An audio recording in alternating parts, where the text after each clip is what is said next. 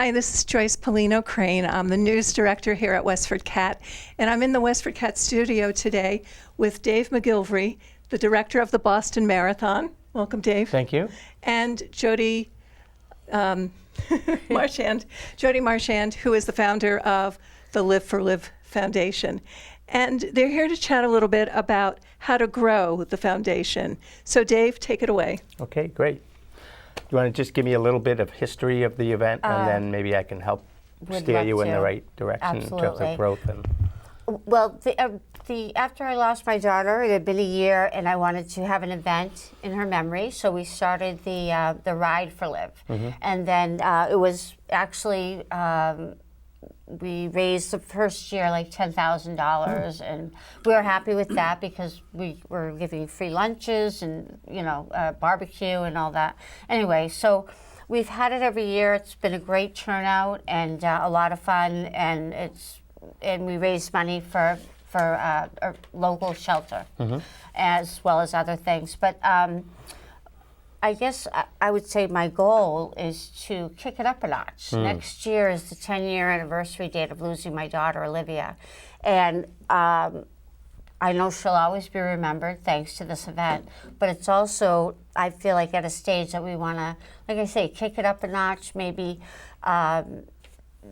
running seems to be the most popular activity, and so anyway, I was hoping you could kind of give us some ideas of a great way to increase the numbers, and whether we add, I'd love to add a longer, still have the 5K, but then maybe add it to a 10K or something along those lines. So I guess I'm just wondering some good ideas from you. Well, I think there are three types of events. There's events that we put on that people come to it because of the event.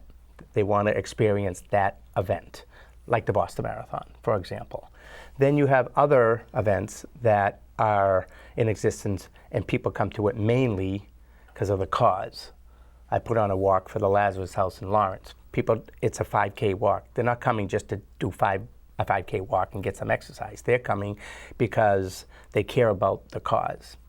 Then you have the final event where people are coming because of the event and the cause. That's where you want to be. Absolutely. That's where you want to be. You want people to come because they're coming for the cause, they have an affinity, they're passionate, they want to help, they want to give back, and then go home feeling good about themselves that they did that. And secondly, they want to be entertained. They want to be challenged. They want to have a good time. They want it to be social. They want to meet people, whatever it might be. So I think the goal is where you're at now is that you have a little bit of both, and now you want to enhance it and raise it up a few notches, if you will. Absolutely. So then secondly, I think you need to have a target. You need to have a goal. And it has to be realistic, based on your resources, based on your manpower, based on lead time, based on just a lot of different factors. So if you had 350 total participants in the last few years on average, what do you think you might be able to get to if you really make this an anniversary year and really hit it hard? And maybe it's 500, maybe it's 750, and maybe it's even as much as 1,000. But you have to make that decision early on, build a budget for that number, and plan for that number. And then you have to market it and promote it and do things to drive that number. Right. And then secondly, it's also about fundraising, because that's really where your foundation comes into play. It's goodwill, it's awareness, but it's also raising money so you can do good things with it. So it's a matter of how we're going to raise this money. Right. So it can be sponsor driven, go out there and get more companies in the area to donate cash, products, service, budget relieving things, whatever it might be. Or secondly, participation. And there's power in numbers. So the more people who participate, you get critical mass, you get more sponsors, you get more media. It's just a vicious cycle, right? So now it's a matter of, where do we get these people? How do we attract these people? Now you're going back to the event. And so it's a matter of reaching out to those people who might have a vested interest in the good work that you do, trying to reach that marketplace. And then secondly, trying to create an event that's unique and different than maybe anything else in the area, because there's such a proliferation now of events. in our area and everywhere else. And we're semi-cannibalizing each other. You know, we're biting away at each other's market, if you will. So you have to be a step ahead of the next one. Because on any given weekend, especially during the summer, there's probably 10 other road races or bike events within a 50-mile radius of this one. Okay. So how do you get people to come here versus over there? And so we have to think creatively. We have to say, well, what's going to make this different, unique, attractive than someone else's? So I think we have to look at what we already have and decide what works and what doesn't work. You might have a bike distance that you're not attracting that many, but you're putting a lot of time into it. You say, well, I'm going to take that time away, get rid of that piece, put the time over here, and attract a lot more people. So I think it's just analyzing what you're already doing, setting realistic goals, you know, that kind of a thing, putting together a group of people who can help you achieve that, and be on your way. Boy, you make it sound really easy. I'm all set now. Well, it definitely is not easy, but it's easier when you have a path to travel versus just, you know, just kind of willy-nilly, just banging out the event and seeing where it lands at the end of the day. You're not going to achieve your goals, and you know, if you go about it sort of more in a reckless manner. You want to be really, really focused. Have a direction, for sure. Yeah. For sure. I mean, it's been our thought recently, because it is the 10-year, definitely to mix it up a bit, and you know, maybe you're right. We've kind of been a little bike ride, a little bit of running, you know, and I think we want to focus kind of a little bit more. Focus on our. And I think you want to think of the geographical territory within which your constituency comes from, or what your reach is, because a lot of times people market way out there. You know, they put an ad in the national magazine. Well, no one's going to fly in from Dubuque, Iowa necessarily and do the race here. There could be, but you know. But so you really want to hit home hard. Right. So I think a focused target in this area is really the way you want to go. Community awareness is really a key factor in getting people. And the more people who are aware of the event, then percentage-wise, you know, statistics will show you that you'll get more people if there's more people who are aware of it.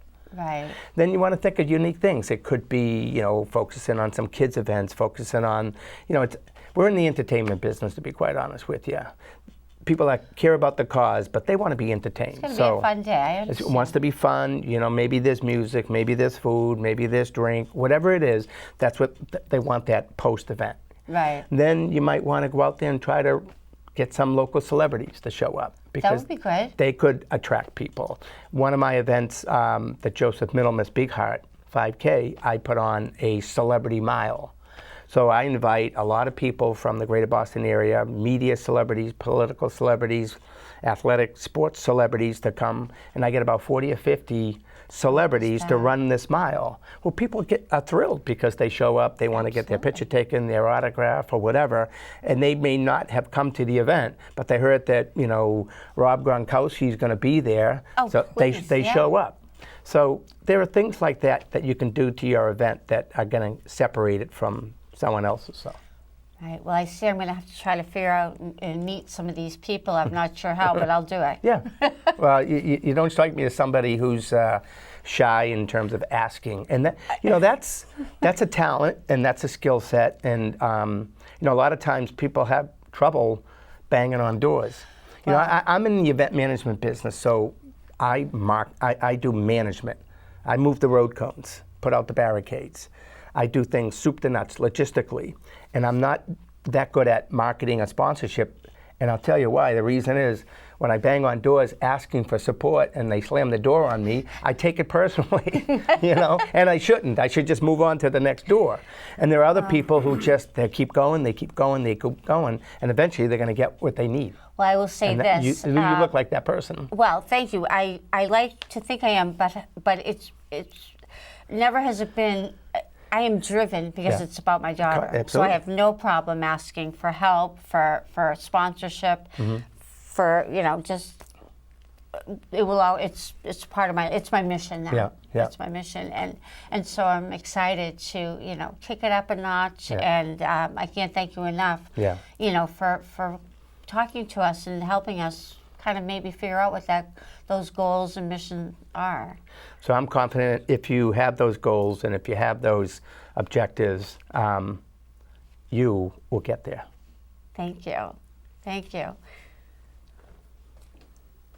Well, I want to thank you both for an interesting and stimulating conversation. Learned a lot tonight. We'll have to explore this further. For now, we'll say goodnight. For WestfordCAT News, this is Joyce Polino Crane. See you around town.